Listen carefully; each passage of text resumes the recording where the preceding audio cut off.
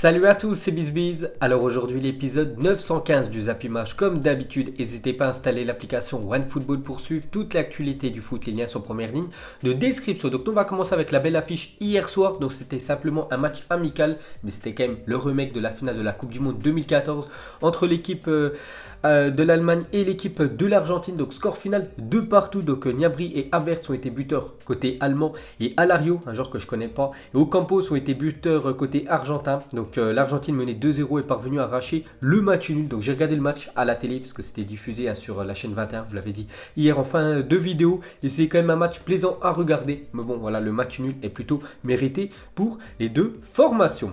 Ensuite on revient sur l'attaquant du Bayern Munich, donc Serge Gnabry, encore frappé. On sait qu'il est ultra décisif avec l'équipe du Bayern, et la même chose avec la Mannschaft, sa sélection. Donc un but, une passe D pour lui hier soir. Et pour finir avec lui et la sélection allemande, donc Serge Gnabry a marqué 10 buts pour ses 11 premiers matchs en sélection, donc 5 buts sur ses 4 derniers matchs. Donc il est bon avec son club du Bayern, il est bon aussi avec l'équipe d'Allemagne, donc il marche vraiment sur l'eau, l'attaquant allemand.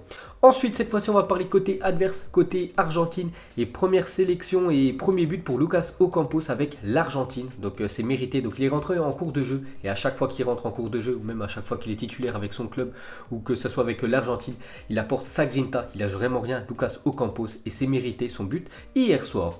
Ensuite, jetez un coup d'œil aux affiches de la journée. Donc actuellement, les gars, il y a le Brésil contre l'équipe du Sénégal. Donc le match se déroule à Singapour. On peut voir ce soir pour les qualifications de l'Euro 2020, Pays-Bas, Irlande du Nord. Il y a aussi Belgique-Saint-Marin.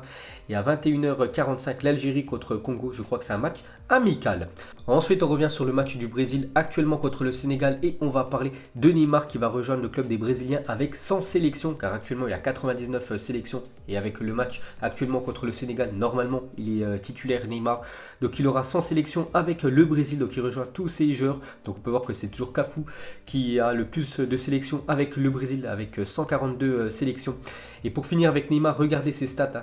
Après 99 matchs avec le Brésil, donc 61 buts, 42 passes décisives, c'est vraiment très bien pour l'attaquant du Paris Saint-Germain.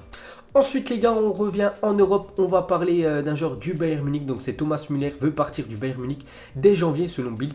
Donc l'international allemand ne serait pas satisfait de son rôle actuel au sein du club bavarois. Donc voilà les gars, une grosse info quand même, Thomas Müller, ça fait longtemps quand même qu'il est au Bayern Munich.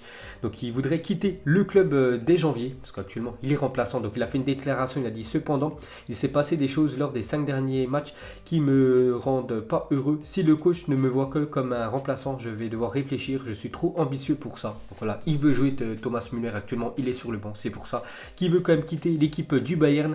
Donc il est en Bavière depuis 2001 quand même, voilà Thomas Müller, donc depuis 19 ans, il joue avec cette équipe du Bayern Munich, et son premier match pro c'était en 2008, ça fait 11 ans qu'il joue, on peut dire, des matchs avec l'équipe première du Bayern. Donc voilà, ça va être quand même une sacrée légende normalement qui va quitter le club dans quelques mois. Ensuite, direction l'Espagne, on va parler de Lionel Messi qui fait la une Journal Sport aujourd'hui. Donc en titre, c'est marqué: mon idée est de terminer ici. Donc Messi s'est confié dans une interview accordée à RAC1, donc Radio Catalogne. Donc voilà, on va parler de tout ça. Donc il revient déjà sur la remontada la saison dernière contre Liverpool. Il a dit: Liverpool, c'était de notre faute. Cela est arrivé après l'incident face à la Roma, parce que la saison dernière aussi, enfin il y a 2 ans, ils avaient eu la même chose contre l'AS Roma. Ils avaient gagné 4-1 au Camp Nou, et le match retour, ils avaient perdu 3-0 du côté de l'AS Roma. Donc ils avaient été éliminés directement des quarts de finale à la Ligue des Champions, et ça s'est refait une saison plus tard contre Liverpool. Il a dit: nous avons fait un blocage mental, et pensant à cette défaite face à Rome, ce n'est pas à cause de l'entraîneur. Donc voilà pourquoi ils ont perdu, hein, voilà, parce qu'ils étaient bloqués mentalement, on peut dire, hein, l'équipe du FC Barcelone. Ensuite, pour continuer avec lui, il a dit: aujourd'hui mon idée et celle de ma famille est de terminer au Barça. Pour mes fils, pour ne pas changer les amitiés que nous avons, nous aimerions rester ici à Barcelone. Voilà, parce qu'on sait que ses fils actuellement, ils sont à l'école, donc ils ont des copains, et c'est pour ça qu'il ne veut pas tout chambouler, on peut dire, la vie de ces garçons, à Lionel Messi. Donc il devrait terminer sa carrière au FC Barcelone. Ensuite, cette fois-ci, une déclaration sur Cristiano Ronaldo, son plus grand rival sur ces 10 dernières années. Il a dit: j'aurais aimé que Cristiano continue au Real Madrid. Il apportait un plus à la Liga et au Classico. C'est vrai que c'était magnifique, hein, de voir Real Madrid contre le Barça quand les 2 meilleurs joueurs du monde s'affrontaient. C'est vrai que ces dernières saisons, depuis que CR7 a quitté l'équipe pour aller du côté de la Juventus, c'est plus pareil, on peut dire, les Classicos. Donc je suis du même avis que Léo Messi. Et pour finir avec le buteur argentin, il a terminé avec sa relation avec Antoine Griezmann. Il a dit: c'est un mensonge de dire que je ne voulais pas que Griezmann vienne. L'année dernière, j'avais dit que c'était l'un des meilleurs. Les meilleurs sont toujours les bienvenus. Je n'ai jamais eu de problème avec lui, au contraire. Donc on peut voir que tout va bien entre la star française et la star de l'Argentine. Ensuite, on revient sur Antoine Griezmann.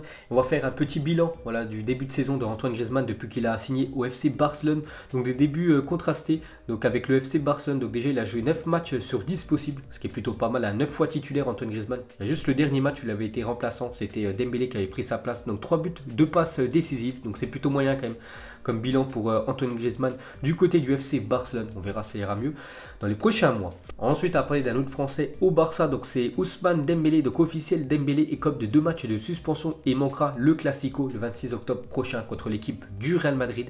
Donc il avait dit à l'arbitre, hein, tu es mauvais, tu es très mauvais. Donc l'arbitre lui a mis un carton rouge directement. Donc 2 matchs de suspension, donc le prochain. Et surtout le deuxième match de suspension, c'est contre l'équipe du Real. Donc gros coup dur hein, pour Dembélé. On peut voir que le Barça annonce dans un communiqué sa décision de faire appel des 2 matchs de suspension d'Ousmane Dembélé. Donc dès que j'en sais plus, je vous le dirai, mais ça m'étonnerait que là, on peut dire, la Ligue de football espagnole réduise à un match à la suspension de Dembélé. Donc il devrait louper le Classico, le joueur français. Et pour finir avec lui, donc cette saison, on peut voir hein, qu'il a loupé beaucoup de matchs. Donc 222 minutes seulement jouées depuis le début de saison pour Ousmane Dembélé. Donc soit il est blessé, ou soit il est suspendu, hein, ou soit il est remplaçant tout simplement. Donc très compliqué ce début de saison pour l'attaquant français. Ensuite, pour continuer avec le Barça, donc ils doivent encore 99 millions d'euros à Liverpool pour le transfert de Philippe Coutinho. Au total, le club catalan a 260 millions d'euros de dettes liées à des transferts dont le paiement a été échelonné sur plusieurs années. Donc chiffre publié par le FC Barcelone après l'exercice 2018-2019. Donc on peut voir que le transfert de Philippe Coutinho n'est toujours pas payé, hein, parce qu'ils avaient dit qu'ils allaient le payer en plusieurs années. Donc chaque fois ils doivent payer, on peut dire une sacrée somme. Et ils doivent plus de 260 millions d'euros à quelques clubs européens, le Barça. Donc actuellement, niveau finance, c'est pas top pour le club des Blaugrana. Ensuite, les gars, une déclaration de Gérard Piqué, il a dit: je n'ai jamais porté un maillot du Real Madrid. J'ai échangé mon maillot avec certains joueurs, mais je ne l'ai jamais mis. Je suis allergique au maillot du Real Madrid. Donc un petit pic envoyé à l'équipe du Real Madrid 2 semaines avant le Classico. Et pour finir avec le FC Barcelone, regardez probablement le futur 3e maillot de l'équipe du Barça pour la prochaine saison. Vraiment très beau maillot. Donc tout noir avec les sponsors, la Nike, Rakuten, en doré. Très beau maillot pour l'équipe du Barça pour la prochaine saison. Et pour finir avec les maillots de foot, cette fois-ci, regardez le maillot du Paris Saint-Germain. Donc selon Culture PSG et Footy Online, le PSG va sortir un 4e maillot qui devrait ressembler à cette illustration. Il ne sera porté que pour les phases finales de Ligue des Champions. Donc si le PSG, voilà, normalement ils sont très bien partis, se qualifient pour les 8e de finale de la Ligue des Champions, ils porteront ce maillot. Donc ils porteront ce maillot juste pour les matchs à élimination directe en Ligue des Champions, en espérant que ça soit plus de 2 matchs, hein, parce qu'on sait que le PSG ces dernières années se font éliminer souvent en 8e de finale. Ensuite, selon AS et le journal Marca, le Real Madrid va tenter le coup Eriksen cet hiver. Le contrat du joueur avec les Spurs se termine en juin 2020. Donc les fans du Real Madrid pourront compte ce transfert. Donc voilà le gros coup qu'espère réaliser le Real Madrid dans quelques mois lors du mercato hivernal. Eriksen, le joueur de Tottenham, donc déjà son contrat se termine en 2020. Donc s'il ne prolonge pas avec l'équipe des Spurs, il pourrait partir gratos l'été prochain. Bon, je pense quand même qu'il va prolonger son contrat. Donc je sais que Tottenham avait fixé son prix il y a quelques mois à 150 millions d'euros. Après je ne sais pas si le Real Madrid va pouvoir dépenser autant d'argent en plein cours de saison, vu que ça sera au mois de janvier. Donc affaire à suivre. Ensuite, officiel, Puma devient le nouvel équipementier du Maroc. Donc Maroc et Adidas, c'est terminé. Ils passent maintenant avec Puma. Ensuite, on va parler de Petr Cech, s'est engagé avec l'équipe anglaise de hockey sur glace de Guildford Phoenix. Il fera ses débuts dimanche avec sa nouvelle équipe, hein. Donc ancien grand gardien de l'équipe de Chelsea, de l'équipe de Arsenal. Donc on sait que maintenant il a arrêté sa carrière de footballeur et il s'est lancé dans le hockey sur glace. Donc il va être bien sûr gardien de but. Donc premier match pour lui, ça sera dimanche prochain.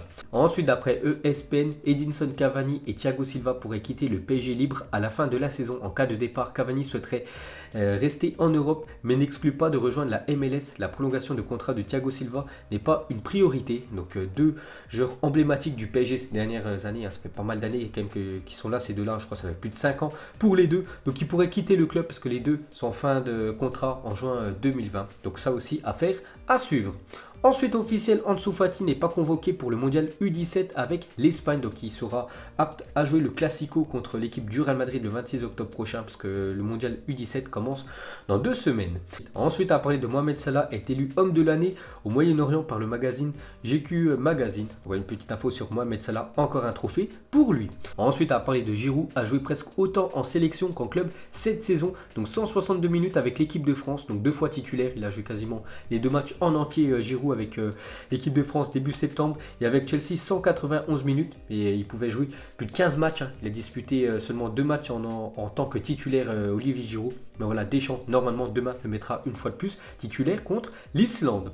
Ensuite, le jour où Ronaldinho a mis le Real Madrid et le Bernabéu à ses pieds, donc c'était en 2005, lors d'un Classico, le Barça inflige un 3-0 sans bavure au Real Madrid dans son stade. Ronaldinho effectuait un de ses plus beaux matchs de sa carrière en marquant un doublé.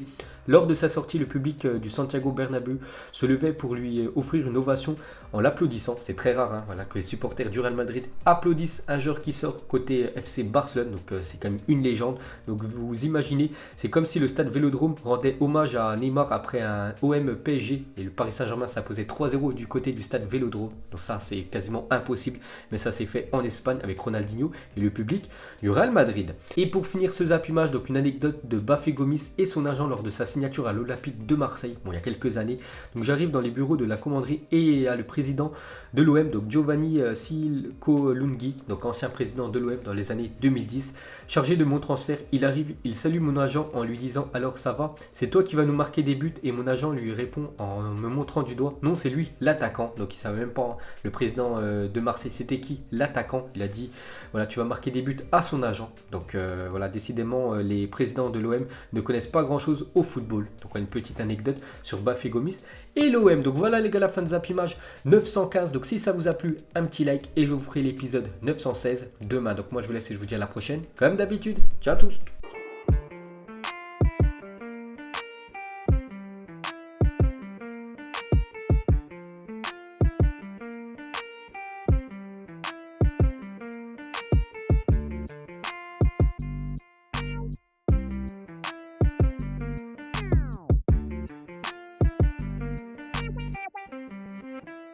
Non-formidable.